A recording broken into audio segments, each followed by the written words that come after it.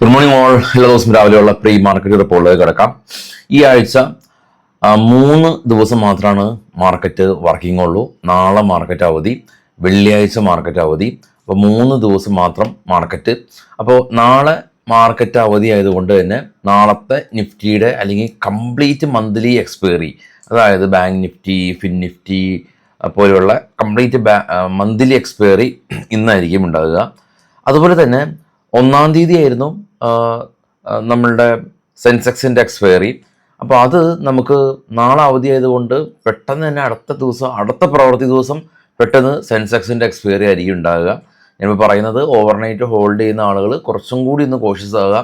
കാരണം നാളെ ഇന്ത്യയുടെ GDP ഡേറ്റ വരുന്നുണ്ട്, കൂടാതെ യുഎസിൻ്റെ കൺസ്യൂമർ ഡേറ്റ വരുന്നുണ്ട്. അതൊക്കെ ഓവർനൈറ്റ് ഹോൾഡ് ചെയ്യുന്ന ആളുകൾക്ക് വളരെയധികം ശ്രദ്ധിക്കേണ്ട ഡേറ്റയാണ്.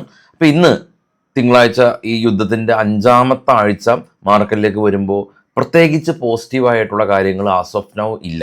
യുദ്ധത്തിൻ്റെ കാര്യത്തിലാണെങ്കിലും മാർക്കറ്റിൻ്റെ കാര്യത്തിലാണെങ്കിലും ഇപ്പോൾ ട്രേഡ് ചെയ്യുന്ന US ഫ്യൂച്ചറും നാസ്ഡാക്ക് ഫ്യൂച്ചറും എല്ലാം തന്നെ 300 പോയിന്റിൻ്റെ ഒരു ഇടിവ് രേഖപ്പെടുത്തി ചെറിയൊരു റിക്കവറി മോഡിലാണ് ഉള്ളത്. കാരണം യുദ്ധം അത് 5-ാമത്തെ ആഴ്ചയിലേക്ക് ഇപ്പോൾ കടക്കാണ്. ഗോൾഡും സ്വാഭാവികമായ രീതിയിൽ എപ്പോഴും യുദ്ധം ഉണ്ടാകുമ്പോൾ ഗോൾഡ് കയറേണ്ടതാണ്. പക്ഷേ ഇത്തവണ ഗോൾഡും സിൽവറും എല്ലാം തന്നെ ഇടിവാണ്. കാരണം ഇത്തവണത്തെ യുദ്ധം അത് ക്രൂഡ് പ്രൈസ് ഇപ്പോൾ നോക്കുകയാണെങ്കിൽ $106 പെർ ബാരലിലേക്ക് ഉയർന്നു. അതുകൊണ്ട് തന്നെ ഈ ഇൻഫ്ലേഷൻ സാധ്യതകൾ ഉണ്ട്. അത് കാരണം ഗോൾഡ് ഈ തവണ ഗോൾഡും ഇടിയുകയാണ്. അപ്പോൾ ഗോൾഡിൽ ഇൻവെസ്റ്റ് ചെയ്ത ആളുകൾക്കും അല്ലെങ്കിൽ സിൽവറിൽ ഇൻവെസ്റ്റ് ചെയ്ത ആളുകൾക്കും ഇതിപ്പോൾ നല്ല കാലമല്ല. അപ്പോൾ വാറിൻ്റെ കേസിലേക്ക് പോകുകയാണെങ്കിൽ ഇപ്പോൾ ഒരു എസ്കലേഷൻ രമ്യതയിലേക്ക് പോകുന്ന സാഹചര്യം ഇപ്പോൾ ഇല്ല.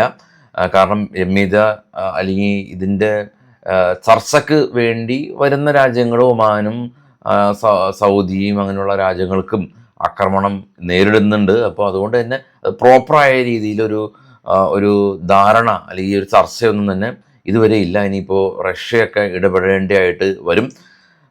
ഇനി എനർജി സെക്ടറുകളിൽ ആക്രമിക്കില്ല എന്നുള്ളതായിരുന്നു ഈ ഒരു പ്രസ്താവനകൾ. പക്ഷേ വളരെ റീസെൻ്റായിട്ട് എനർജി സെക്ടർ ആക്രമിച്ചു. ഇപ്പോൾ ഇറാൻ്റെയും ആക്രമിച്ചു. ഇറാൻ ഇസ്രായേലിലെ സ്റ്റീൽ പ്ലാന്റ് ആക്രമിച്ചു. ഇപ്പോൾ ഇസ്രായേലിലെ സ്റ്റീൽ പ്ലാന്റിൻ്റെ പരിസരത്ത് ആളുകളുടെ അടുത്ത് മാറി താമസിക്കാൻ പറഞ്ഞു. അതിനുശേഷം ഈ കോളേജ് യൂണിവേഴ്സിറ്റീസാണ് ഇപ്പോൾ ടാർഗറ്റ് ചെയ്യുന്നത്. അതിപ്പോൾ ഇറാനിലായാലും ഇപ്പോൾ ഇറാൻ പറഞ്ഞിരിക്കുന്നത് മറ്റുള്ള അറബ് രാജ്യങ്ങളിലുള്ള US ബേസ്ഡ് ആയിട്ടുള്ള കോളേജ് ആൻഡ് യൂണിവേഴ്സിറ്റി ആക്രമിക്കുമെന്ന് പറയപ്പെടുന്നു. അപ്പോൾ ഇതിൻ്റെ ഈ ആദ്യത്തെ ഒരു സോഫ്റ്റ് മോഡിൽ നിന്ന് മാറി ഇപ്പോൾ അതൊരു സോഫ്റ്റ് മോഡില്ല, മാക്സിമം ഇമ്പാക്റ്റ് സൃഷ്ടിക്കുക എന്നുള്ള രീതിയിലേക്ക് യുദ്ധം മാറിയിട്ടുണ്ട്. കാരണം ഇറാൻ്റെ എനർജി സെക്ടറും ഇറാൻ്റെ മറ്റുള്ള തന്ത്രപ്രധാന ഏരിയാസും അതുപോലെ തന്നെ ഇറാൻ തിരിച്ചും അങ്ങോട്ടും ആക്രമിച്ച് മാക്സിമം ഇമ്പാക്റ്റ് എന്നുള്ള ആ ഒരു സോഫ്റ്റ് മോഡ് മാറി അതൊരു മാക്സിമം ഇമ്പാക്റ്റ് മോഡിലേക്ക് സ്വിച്ച് ചെയ്തു എന്നുള്ള ഒരു കാര്യം നമുക്ക് കാണാൻ സാധിക്കും. അതുപോലെ തന്നെയാണ് ട്രംപിൻ്റെ ആ ഒരു ഇനീഷ്യലി ട്രംപിൻ്റെ പ്രസ്താവനകൾ വളരെയധികം ഇമ്പാക്റ്റാണ് മാർക്കറ്റിൽ ക്രിയേറ്റ് ചെയ്തത്.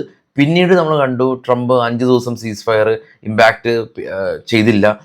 അങ്ങനെയുള്ള ട്രംപിൻ്റെ ആ ഒരു സ്റ്റേറ്റ്മെൻറ്റും മാർക്കറ്റ് ഇപ്പോൾ മുഖവിലേക്ക് എടുക്കുന്നില്ല. മാർക്കറ്റല്ല, ഇറാനും മുഖവിലേക്ക് എടുക്കുന്നില്ല. അപ്പോൾ ഈ ഒരു യുദ്ധത്തിൽ നിന്ന് തീരാൻ ഇപ്പോൾ ട്രംപിന് ആഗ്രഹം ഉണ്ടാകാം, അല്ലെങ്കിൽ ഇസ്രായേലിന് ആഗ്രഹം ഉണ്ടാകാം. പക്ഷേ ഇറാൻ സമ്മതിക്കാത്ത ഒരു അവസ്ഥയിലൂടെയാണ് ഇപ്പോൾ കടന്നു പോകുന്നത്. അപ്പോൾ ഇതിനൊരു അന്ത്യം എന്ന് പറയുന്നത് വിദൂര സ്വപ്നമായി മാറുന്ന അവസ്ഥയിലാണ് ഉള്ളത്. എനിവേ നമുക്ക് ഗ്ലോബൽ മാർക്കറ്റുകൾ എന്നൊക്കെ കാണുമ്പോൾ ഇപ്പോൾ എൻറ്റയർ ഗ്ലോബൽ മാർക്കറ്റാണ് ഏറ്റവും താഴെ US വിക്സ് 31 എത്തിയതായിട്ട് കാണാൻ സാധിക്കും. നാസ്ഡാക്കും ഡോ കാണാം 700 പോയിൻ്റ് കഴിഞ്ഞ വെള്ളിയാഴ്ച ദിവസം ഫോളായത്. അതിന് മുകളിലുള്ള 3 യൂറോപ്യൻ മാർക്കറ്റും ഫോളായി. ഇപ്പോൾ ട്രേഡ് ചെയ്യുന്ന നിക്കി, കൊറിയ, അതായത് ജപ്പാൻ, കൊറിയ, ഓസ്ട്രേലിയ, ചൈന എല്ലാം തന്നെ ഇടിവിലാണ്. നാസ്ഡാക്ക് ഫ്യൂച്ചർ കാണാം, ഡോ ഫ്യൂച്ചർ കാണാം ഇടിവിലാണ്. നിഫ്റ്റി 50 നെഗറ്റീവിലായിരിക്കാം നമുക്ക് ഓപ്പണിംഗ് ഉണ്ടാവുക. ഏറ്റവും ടോപ്പിലേക്ക് പോകുകയാണെങ്കിൽ ഗോൾഡ് $63 ഇടിഞ്ഞു, സിൽവർ ഇടിഞ്ഞു, ബിറ്റ്കോയിനും ഇടിഞ്ഞു. ബ്രന്റ് ഓയിൽ കാണാം $108 പെർ ബാരൽ എന്ന നിലയിൽ എത്തി നിൽക്കുകയാണ്. ഇത് നമ്മളുടെ ഈ ഓപ്ഷൻ ഓപ്പൺ ഇൻട്രസ്റ്റ് ആണ്. 22,800 ഇപ്പോൾ നിഫ്റ്റി നിൽക്കുന്നത്. അതൊരു ഡോട്ടഡ് ലൈൻ കാണാം, അതാണ് നമ്മുടെ നിഫ്റ്റിയുടെ സ്പോട്ട്. 22,500 ഏറ്റവും കൂടുതൽ ആളുകൾ പുട്ട്, ഏറ്റവും കൂടുതലല്ല, നിയർ സപ്പോർട്ട്. അപ്പോൾ അത് ബ്രേക്ക് ചെയ്യാനായിട്ടുള്ള ഒരു സാധ്യതകളൊക്കെയാണ് ഇപ്പോൾ കാണുന്നത്, ഇൻഡിക്കേറ്റ് ചെയ്യുന്നത്. നമുക്കറിയില്ല, പക്ഷേ 22,500 മേജർ സപ്പോർട്ടായിട്ട് ഇപ്പോൾ നിലനിൽക്കുന്നുണ്ട്. അതിനുശേഷം 22,000 ഏറ്റവും വലിയ സപ്പോർട്ടായിട്ട് പുട്ട് സൈഡിലുള്ളത്. കോൾ സൈഡിലെ ആളുകൾ ഏറ്റവും കൂടുതൽ അഡ്ഡമണിയും അതിൻ്റെ അടുത്തുള്ള സ്ട്രൈക്കും എല്ലാം തന്നെ കൂടുതൽ ഹ്യൂജ് ഷോർട്ട് ചെയ്തിട്ടുണ്ട്. അതാണ് നമുക്ക് PCR കാണുന്നത്. പുട്ട് കോൾ റേഷ്യോ 0.89 ആണ്. പക്ഷേ പൊതുവേ മാക്സ് പെയിൻ നോക്കുമ്പോൾ 23,000 നിഫ്റ്റി എക്സ്പയറി ആയാലാണ് പുട്ട് റൈറ്റ് ചെയ്ത ആളുകൾക്കും കോൾ റൈറ്റ് ചെയ്ത ആളുകൾക്കും മിനിമം ഇമ്പാക്റ്റ്. അതായത് 23,000 കഴിഞ്ഞ ആഴ്ചയിലെ നിഫ്റ്റിയുടെ എക്സ്പെക്റ്റഡ് എക്സ്പയറി ഉണ്ടായിരുന്നത്. പക്ഷേ ഇത് ഇന്നത്തെ ഗ്യാപ്പ് ഡൗൺ കൺസിഡർ ചെയ്യാതെയാണ്. അപ്പോൾ ഇന്നത്തെ ഗ്യാപ്പ് ഡൗൺ കൺസിഡർ ചെയ്യുമ്പോൾ 23,000 എന്നുള്ളത് താഴേക്ക് മാറിയേക്കാം. കാരണം FISൻ്റെ കാര്യം എടുക്കുകയാണെങ്കിൽ 1,11,377 കോടി രൂപ FIS ഇന്ത്യൻ മാർക്കറ്റിൽ സെല്ല് നടത്തി. 27 March, 25 March, 24 March, 23 March, 20 March, 19 March, 18 March, അങ്ങനെ FIS ബൈ ചെയ്ത വാല്യൂസ് കണ്ടുപിടിക്കണമെങ്കിൽ കുറേ സ്ക്രോൾ ചെയ്ത് പുറകിലേക്ക് പോകേണ്ട അവസ്ഥയിലാണ് ഉള്ളത്. ഇതാണ് നമ്മുടെ എൻറ്റിയർ ഗ്ലോബൽ ഈവൻറ്റ് ഉള്ളത്. ഇന്ത്യയുടെ ഇന്ന് ഇൻഡസ്ട്രിയൽ പ്രൊഡക്ഷൻ ഡേറ്റ വരുന്നുണ്ട്, US-ൻ്റെ റീറ്റെയിൽ ഇൻവെൻട്രീസ് ഡേറ്റ വരുന്നുണ്ട്, നാളെ ഇന്ത്യൻ മാർക്കറ്റ് അവധി. എന്നാൽ ഇന്ത്യയിൽ നിന്ന് GDP ഡേറ്റ വരുന്നുണ്ട്, നാളെ കൺസ്യൂമർ കോൺഫിഡൻസ് ഡേറ്റ US-ൽ നിന്നുണ്ട്, ബുധനാഴ്ച ഇന്ത്യയിൽ നിന്ന് പ്രത്യേക ഇവൻ്റ് ഇല്ല. എന്നാൽ ബുധനാഴ്ച US-ൽ നിന്ന് ഒരുപാട് ഇവൻ്റ് ഉണ്ട്, ഈവൻ ക്രൂഡ് ഓയിൽ ഇൻവെൻട്രീസ് ഉൾപ്പെടെ. തേഴ്സ്ഡേ ഇന്ത്യയുടെ ഗ്ലോബൽ മാനുഫാക്ചറിംഗ് PMI ഉണ്ട്, തേഴ്സ്ഡേ US-ൽ നിന്ന് ജോബ്ലെസ് ക്ലെയിം ഡേറ്റ ഉണ്ട്, ഫ്രൈഡേ മാർക്കറ്റ് അവധി, ഗുഡ് ഫ്രൈഡേ ഇന്ത്യൻ മാർക്കറ്റ് അവധിയാണ്. അപ്പോൾ അങ്ങനെ മാർക്കറ്റ് ഇപ്പോൾ ഇത്തരത്തിലുള്ള യുദ്ധം ഡ്രിവൺ ആയിട്ടുള്ള മാർക്കറ്റ്, യുദ്ധത്തിൻ്റെ അവസ്ഥയനുസരിച്ച് മൂവ് ചെയ്യുന്ന മാർക്കറ്റ്. യുദ്ധം കുറയുകയാണെങ്കിൽ മാർക്കറ്റ് കയറും, യുദ്ധം കൂടുകയാണെങ്കിൽ മാർക്കറ്റ് ഇടിയും എന്നുള്ള യുദ്ധം. ഇപ്പോൾ നമ്മൾ ഡെറിവേറ്റീവ് കോൺട്രാക്റ്റൊക്കെ പറയും പോലെ നിഫ്റ്റിയുടെ മൂവ്മെൻ്റ് അനുസരിച്ച് നിഫ്റ്റിയുടെ കോൺട്രാക്റ്റിൽ വാല്യൂ ചേഞ്ച് എന്ന് പറയും പോലെ യുദ്ധത്തിൻ്റെ ഇമ്പാക്റ്റ് അനുസരിച്ച് നിഫ്റ്റിയും അതല്ലെങ്കിൽ US മാർക്കറ്റും ഗ്ലോബൽ മാർക്കറ്റും മൂവ് ചെയ്യുന്ന യുദ്ധ കേന്ദ്രീകൃത മാർക്കറ്റായി മാറി.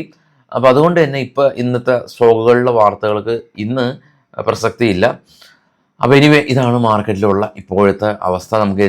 എനിക്ക് തോന്നുന്നു ഗ്ലോബൽ കാര്യങ്ങളും ഓപ്പൺ ഇൻട്രസ്റ്റും എല്ലാം തന്നെ ഡിസ്കസ് ചെയ്തു. അപ്പോൾ നമുക്ക് വൈകിട്ട് പോസ്റ്റ് മാർക്കറ്റ് മാക്സിമം കാണാൻ ശ്രമിക്കാം. കോഴിക്കോടിലേക്കുള്ള ഒരു ബിസിനസ് ട്രിപ്പുണ്ട്. ഇപ്പോൾ ഞാൻ ഇറങ്ങും. അപ്പോൾ ഇനി മാക്സിമം കാണാൻ ശ്രമിക്കാം പോസ്റ്റ് മാർക്കറ്റഡായിട്ട്. എല്ലാവർക്കും നല്ലൊരു മാർക്കറ്റ് ദിനം ആശംസിക്കുന്നു. കെയർഫുൾ ആവുക, കോഷ്യസ് ആവുക. Thank you all.